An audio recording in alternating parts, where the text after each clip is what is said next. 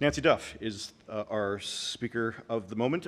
Nancy teaches here at Princeton Theological Seminary and has done for some good long time. She's the Stephen Colwell Associate Professor of Christian Ethics here. I met Nancy first during my brief sojourn at the university here in 2001, when I was essentially in the archives reading Paul Lehman's mail all day long.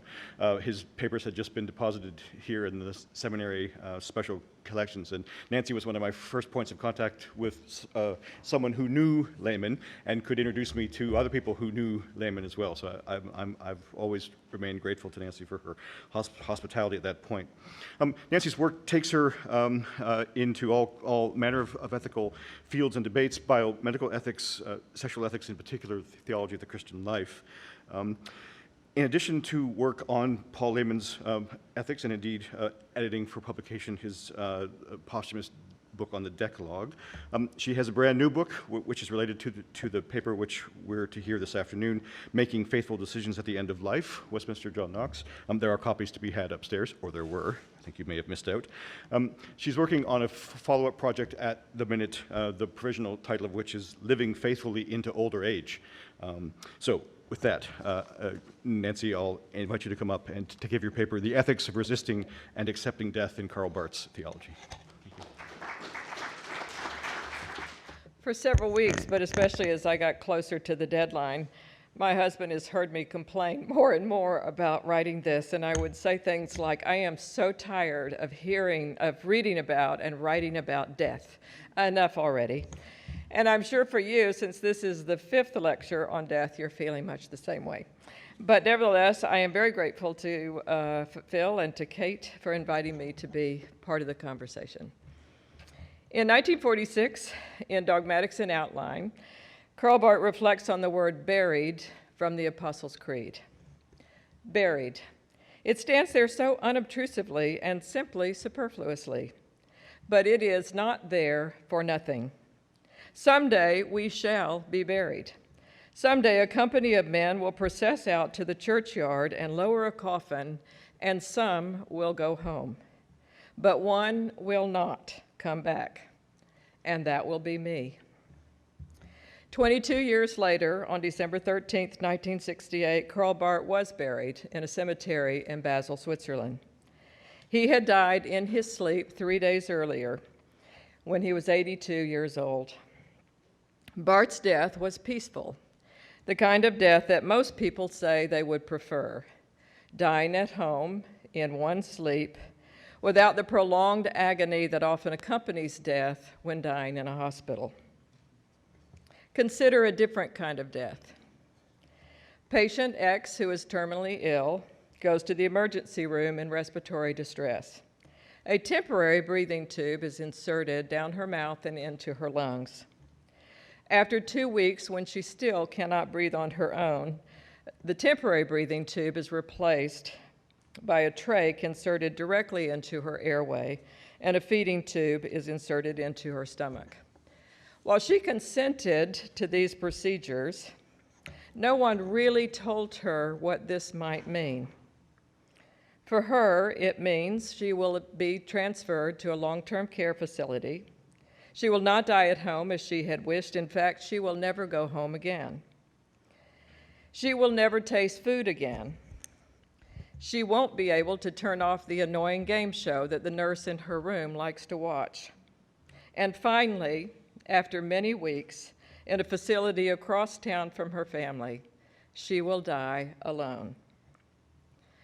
Medicine has a once unimaginable capacity to extend life, and that is something for which we all need to be grateful, those of us who have access to it. But the chances of dying, as patient X did, have increased, as have people's fear of dying in ICU, hooked up to machines, and isolated from family and friends with no hope of ever again experiencing life as a gift. None of us can guarantee a peaceful death such as Barth had, and none of us can guarantee that we won't have a prolonged and miserable death such as patient X had. But talking about death and rendering our wishes in writing can increase our chances of a good death. The problem is, most people don't want to talk about death. We don't want to admit that we are going to die or talk about what we believe, what we fear, and what we hope. Part of my intention in addressing Barth's view of death is to commend Barth's powerful theological reflections on death in Church Dogmatics 3:2 and 3:4. Barth is ruthless in his insistence that we confront our mortality, and in his reminder that our continued attempted flight from death will become increasingly hopeless. His stark description of the reality of death can encourage us to acknowledge that someday we will be the person who is taken to the cemetery and who doesn't return. By facing our mortality, perhaps we will be more willing to talk about death. The primary purpose of my address is to show how Barth's theological reflections help us to assess moral issues surrounding death, especially medical aid in dying, which I will also refer to as physician-assisted death. That is, laws that allow physicians to prescribe a lethal dose of drugs to someone who has 6 months or less left to live. I support such a law. I believe that Karl Barth would not. But I also believe that Barth's reflections on death provide a profound theological foundation to assess medical aid in dying. I will focus on two significant aspects of Barth's understanding of death. First is a dialectic. On the one hand, Barth says death is a threat to God's good creation. On the other hand, he says God created us to be finite, and death is a part of God's good creation. Since the Bible includes both those claims, it's important to grasp Barth's insistence that we hold on to both of them. Second, Barth says that God commands us to will to live. And while it is not an absolute command, he allows us very few exceptions, employing his concept of the exceptional case. I will focus specifically on his claims about euthanasia and suicide to show how his theology helps us consider the moral integrity of medical aid in dying. To be clear, and I will mention this later, medical aid in dying, physician-assisted death, is neither suicide nor euthanasia, although critics of it will claim that it is. I do think that Barth's reflections on those two things, euthanasia and suicide, and his rejection of them can easily be transferred to medical assistance in dying, and I will show why I disagree with some of his arguments. But before turning to Barth's theological claims, I want to point out two things about Barth's ethics that are important to medical ethics, especially as we consider the end of life. First, for Barth, life does not have absolute value. This marks a significant departure from the reigning ethos of medicine, as well as the position of many Christians who believe that faith does in fact teach us that life has absolute value. Both medicine and those Christians who hold to that view tend to believe that everything must be done to extend life, any form of life that is still breathing, as long as possible. Hence, with our patient X, no one considered whether the trach or the feeding tube were likely to extend a life worth living, and that maybe, when the temporary breathing tube didn't work, it was time to stop treatment for this terminally ill patient. I believe that a great number of people have suffered greatly because of the belief that life is sacred and has absolute value. So I appreciate that Barth rejects that view. Barth says that to ascribe absolute value to life is a form of idolatry. While he insists on the importance of bodily life, which I appreciate a great deal because not all theologians do, he does not reduce the value of human life to bodily functions. Hence, a crass kind of biologism is ruled out of bounds. whereby the human person is reduced to nothing more than an unconscious body that breathes in and out, possibly with the help of artificial assistance. Barth doesn't address the condition of permanent vegetative state, but I believe one can rightly use his theology to argue for the removal of life support in such a case. The second point in Barth's ethic for us to consider has to do with the exceptional case. Unlike Dietrich Bonhoeffer, who has a concept of the borderline case, Barth ties the exceptional case to the command of God. In the exceptional case, God must command the action involved before the agent can act accordingly. I disagree. I think the exceptional case should stand under human freedom rather than divine command. Even though Barth does join divine command with freedom, he says divine command means freedom. I believe that making a divine command necessary in the exceptional case so severely restricts action that it challenges Barth's otherwise contextual ethic. Keeping in mind those two reflections on Barth's ethics, we turn to two of Barth's theological affirmations. First, Barth says death is the enemy that seeks to destroy God's good creation, and that being created finite marks part of God's good creation. Concerning the first part of this dialectic, death is the enemy, Barth sometimes employs apocalyptic language that he takes from the Old and New Testaments to describe death. Death is a power, a kingdom on the offensive, which invades the areas which properly belong to the world of life. Death is not our friend, nor is it natural. It is an enemy with a destructive purpose. And it isn't simply the enemy at the end of our lives. Even during life, we find ourselves in death's clutches. Sick, accursed, imprisoned, or lonely, we find ourselves on death's slippery slope and under its sentence. Death belongs to chaos, to the world which God neither willed nor created. Death stands under God's no. Of course, there is no Manichaeism here at work here. Death is not a power equal to God. Death stands under the power and at the disposal of God. Though it is our last enemy, it cannot do what it likes with us, Barth says. But death is not natural because it is the consequence of sin, which is also not natural, which was not part of God's original will for creation. Even as death is the enemy, it is God's punishment for sin. We not only stand in the shadow of death, we stand in the shadow of guilt. We have rightly fallen prey to death's destructive power and purpose because humanity sinned against God. But on the other hand, Barth says we were created finite. We were created to have an allotted time that has a beginning and an end.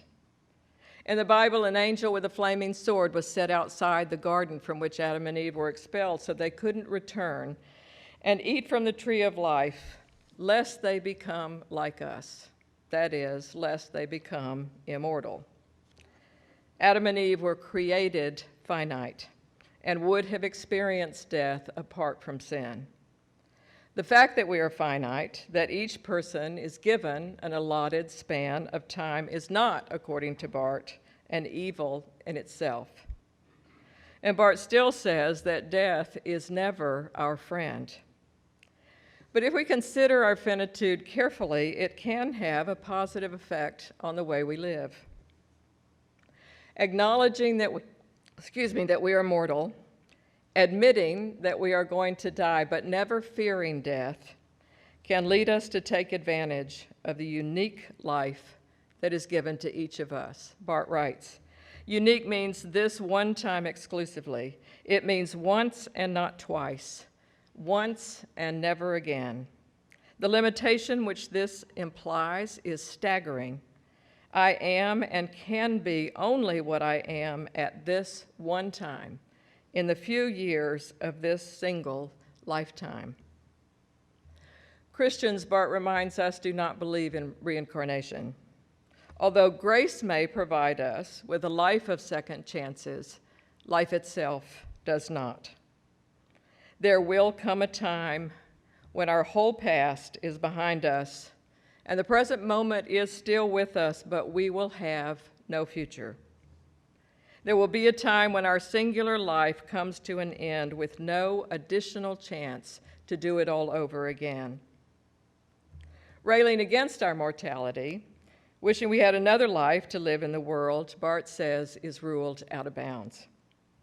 We would, in fact, do well, he says, to take the advice of the ancients who claimed carpe diem.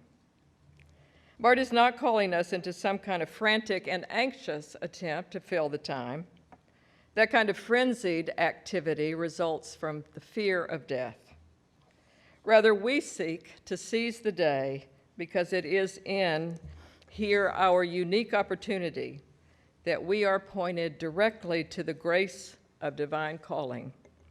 And this he continues to talk about in 3:4, which I also highly recommend, where he talks about the unique opportunity, our call, the stages of life, our vocation. It's one of the most beautiful sections, I think, in the dogmatics. But a question remains. How can the Bible teach both that death is the enemy and that part of God's good creation is that we are finite? How can both things be true of the one death we all face? Barth addresses this question by distinguishing between a first and a second death, even though they occur together. Based loosely, in my opinion, on Hebrews 9:27, which says that just as it is appointed to mortals to die once, after that is judgment. Barth makes a distinction between the fact that we will all die, the first death, and that death which is a sign, which is the judgment of God, the second death. The two occur simultaneously, but they are not the same kind of death. And it is from the second death that we are saved. Christ incarnate, who was like us in every way except sin, would have died the death of a mortal human being. But Christ also chose to take on death as the judgment of God. The cross did not eliminate what Barth calls our first death, our finitude, but Christ was victorious over death as God's judgment. So death now exists as the sign of God's judgment. And we are assured that this is the judgment of a gracious God. In Barth's reflections, we are reminded of Paul, O death, where is thy sting? O death, where is thy victory? Not in terms of our finitude, but in terms of the death that is divine judgment. Phil mentioned that I wrote a book, it's a very small book, on death and dying called Making Faithful Decisions at the End of Life. And in that book, I also use these two opposing views of death that I think the Bible teaches us. Death is the enemy, death is part of God's good creation. But I use them in a different way than Barth does. I argue that the Bible's teaching that death is the enemy indicates that we are to resist death when someone is terminally ill, while the Bible's affirmation that death is part of what it means to be mortal indicates that we are to accept death. For me, this leads to a contextual understanding of Christian ethics whereby we are required to determine in each specific situation of a life-threatening illness whether for this particular person this is a time to resist death or this is a time to accept death, however untimely that death may seem. This is not what Barth does with this dual affirmation. While he does repeatedly call us to accept our finitude, In his description of death as the enemy and in his affirmation that being finite is part of God's good creation, Barth leans very heavily on the side of resisting death. As I'll show, this has significant implications for medical ethics at the end of life. A second aspect of Barth's view of death is his claim that God commands us to will to live. The will to live, he says, is deeply embedded in the respect for life, a respect that is not created by life itself, as some Christian humanists may say, but by the command of God. Even if life does not seem to merit respect, we respect it anyway. I fully agree with that affirmation of Barth's. But Barth also says that even if life does not seem worthy of living, we are to live it anyway. And here I will take issue with his argument. It's significant to note that the command to will to live is not an unconditionally and absolutely valid command. But those instances where one might not will to live fall within exceptional cases, and they are very limited. Barth's reflections on euthanasia and suicide will provide examples of God's command to will to live. First, euthanasia. As we review Barth's theological reflections on euthanasia, it's important to note, as I mentioned earlier, that physician-assisted suicide is not euthanasia, not in this country, even though some of its critics claim that it is. In medical aid in dying, only the patient, not the physician and not anyone else, can administer the lethal dose of drugs, as would be the case in euthanasia. Nevertheless, Barth's reflections on euthanasia are significant in light of theological reflections on medical aid in dying. When I first started reading this, Barth poses a series of questions that I got very excited about because it made it sound as if he could support medical aid in dying had he encountered it. And here are the questions.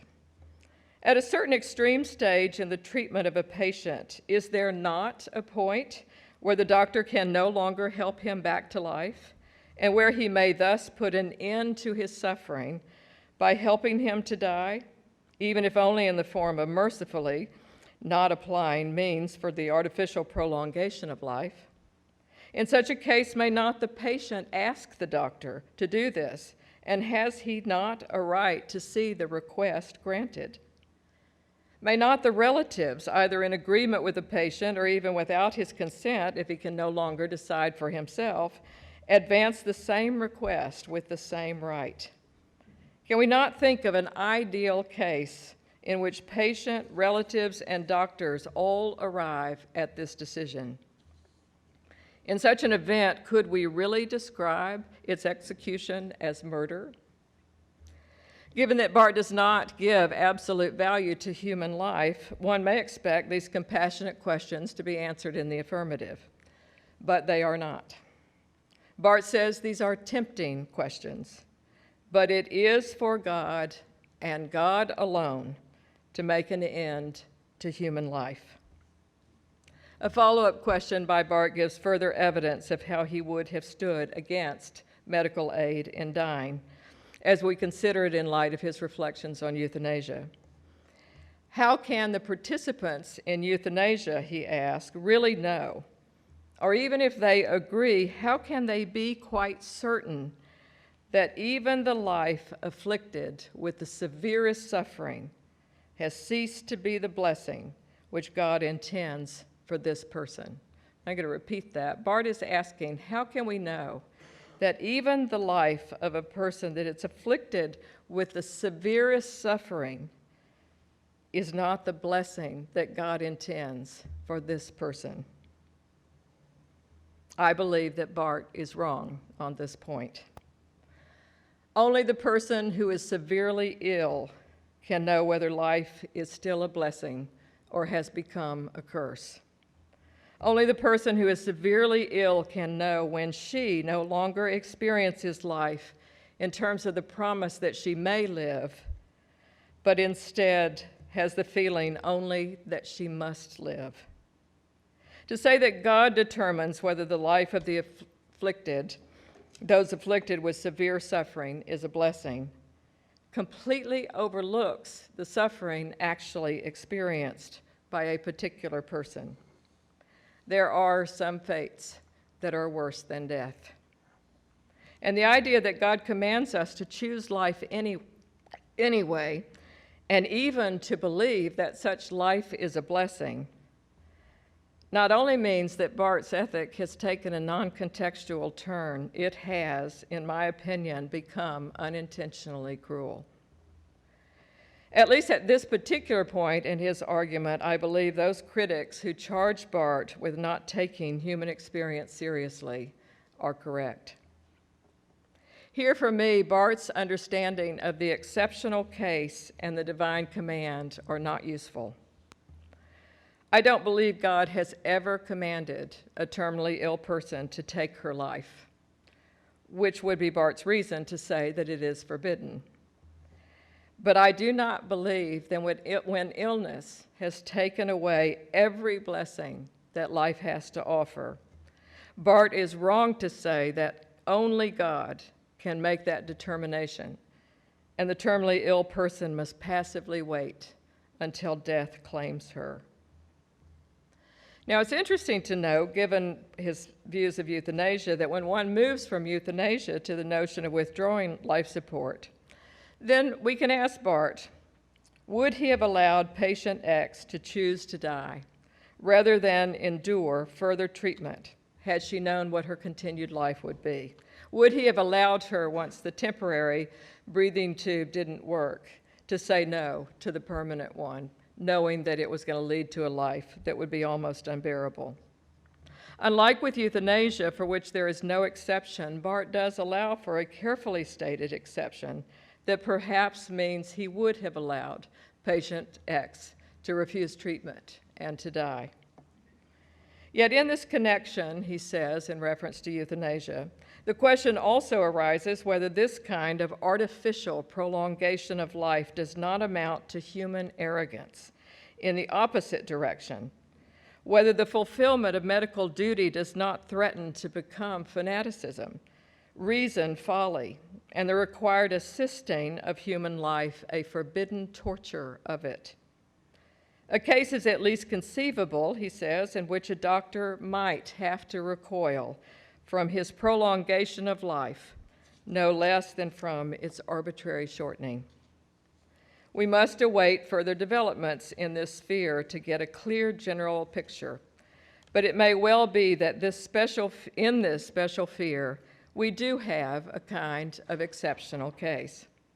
For it is not a question of arbitrary euthanasia, it is a question of the respect which may be claimed by even the dying as such. Barth is here making an important distinction between withdrawing or withholding life-sustaining treatment, which he allows when treatment has become more torture than cure. He's making a distinction between that and euthanasia, which he says is never appropriate. The question for us may be whether we make a distinction between withdrawing life and medical aid in dying. Barth clearly would not have allowed the latter, but would we? And can't we allow the latter without having to claim that God commands it? Can we argue that one is free in faith to take such an action rather than being commanded by God to do it? We will encounter a similar set of questions when we turn to Barth's view of suicide. Like those who, like me, support physician-assisted death, do not believe it is a form of suicide, although those who oppose it do. Originally, physician-assisted suicide was the term that everyone used.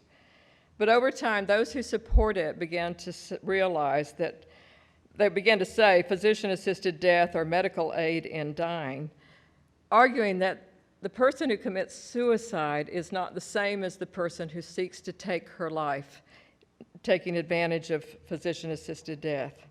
Because the person, the terminally ill person who takes advantage of physician-assisted death, unlike the suicide, doesn't actually want to die.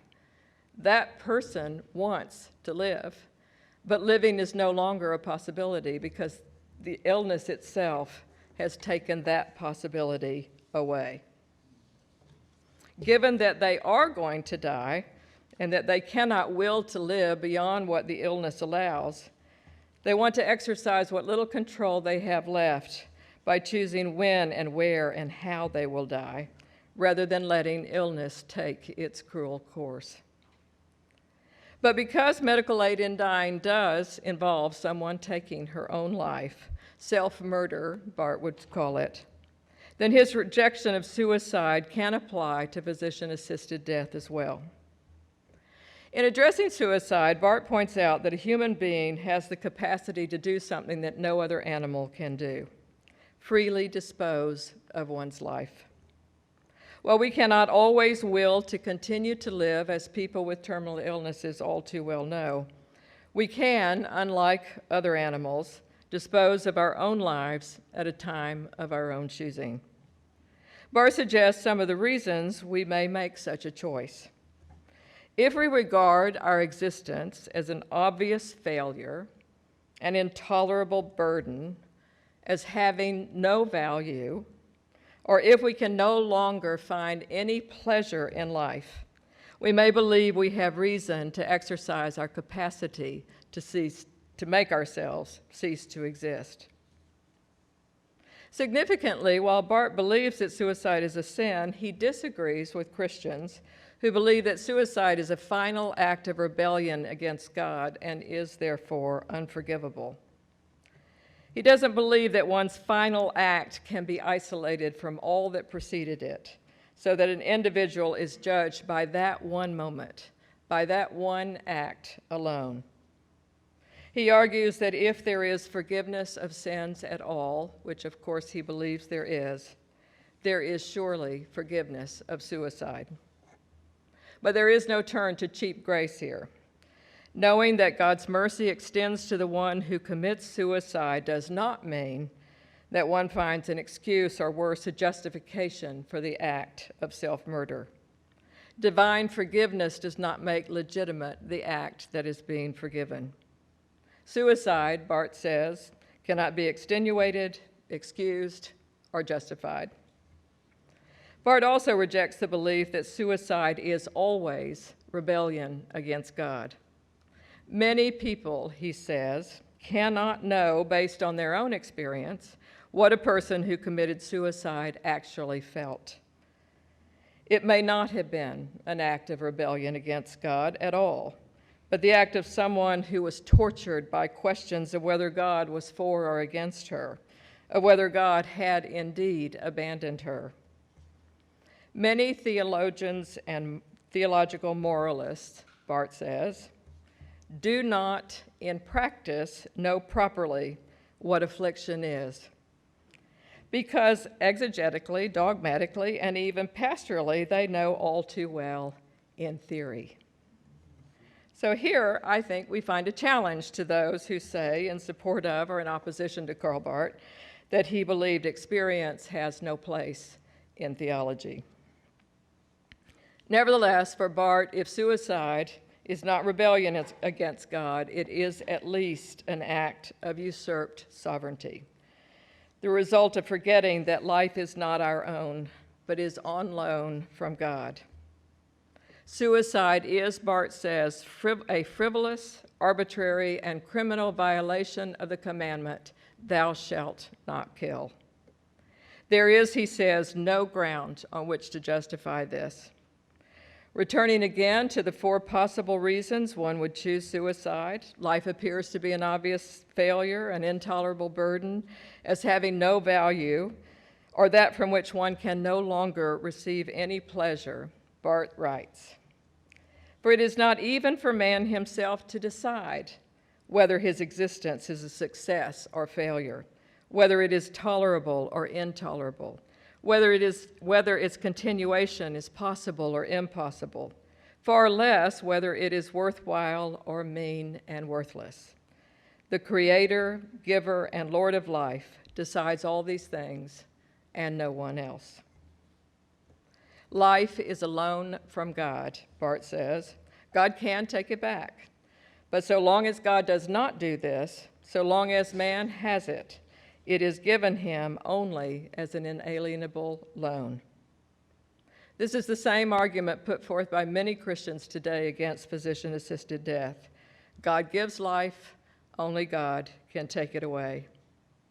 For them, even a person with a terminal illness cannot choose when life should end apart from letting the illness take its course.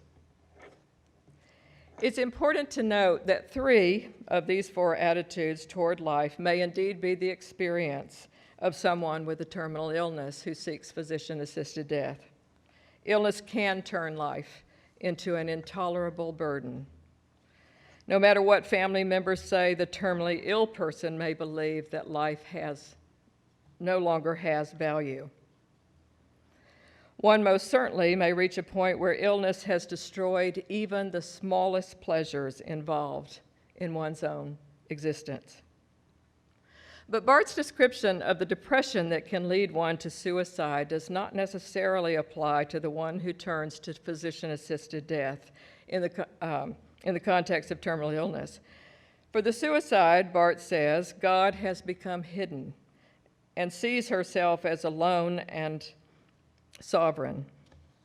But I argue that the terminally ill Christian who seeks medical aid in dying may actually do so in full confidence of faith that God has not abandoned her, that is, she is not alone in death any more than she was alone in life. Even when death comes by self-administered lethal dose of drugs, a Christian may well believe that God is, as always, present, providing comfort, courage, and peace in the face of death. Being forced to live until the illness has taken its course, its cruel course, means without qualification, being told by someone else, you must live. Oddly, or at least surprisingly, Barth does allow for the exceptional case in suicide, but he is extremely cautious in identifying the exceptional case as extremely rare. We must avoid any arbitrary denial of the possibility of the exception, but we are also to avoid the even more arbitrary assumption that exceptions are not uncommon. But the exception that he gives has to do with the taking of our lives, the laying down of our lives for the sake of another. They could not be used today to consider whether Barth would say physician-assisted death would fall among the exceptional cases. It would not. One thing that can be gained from Barth's argument by the person who supports medical aid in dying is his affirmation that the life of the person who is dying, who is now dependent on others for all aspects of living, is not worthless, has not been abandoned by God, and should not be abandoned by others. This is an aside, but it bothers me a great deal when I make these arguments or when I say things that are some people who would rather find a way to seek death than face a diagnosis with Alzheimer's. People are outrageous at that suggestion. But are they not also the people who might object to us having greater taxes, giving more money toward excellent care for the elderly, for the dying, for people who have dementia? Nevertheless, I agree with Barth that the person who is dying, that person's life is not worthless, and that person deserves our attention, has not been abandoned by God, and should not be abandoned by us.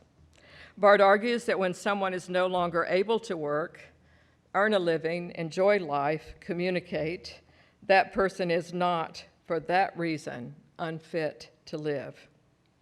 One can readily discern that Barth's historic situation, where some people were considered undesirable because mentally or physically disabled, influenced his words here.